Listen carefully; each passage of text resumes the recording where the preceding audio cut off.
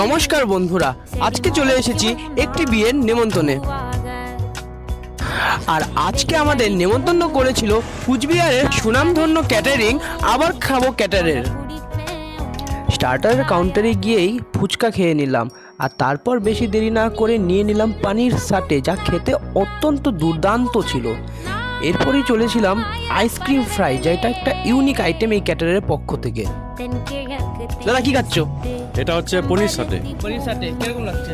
দারুণ দারুণ, খুবই অসাধারণ, ইউনিক একটা আইটেম। তো বেশি দেরি না করে চলে এসেছি মেন কোর্সের দিকে। আর এখানে দেখতেই পাচ্ছ কলা পাতার প্লেটে পুরো মেন কোর্সটাই সাজিয়ে নিয়েছি। আর গরম গরম ভেজ ডালের সাথে ভাত মাখিয়ে বেগুনের পকোড়াতে দিলাম এক কামড়। চিংড়ি আর পনির একসাথে তুলে নিলাম গরম তুলে কাতল মাছ, যার সাইজে অনেকটাই বড় ছিল। আর কি দুর্দান্ত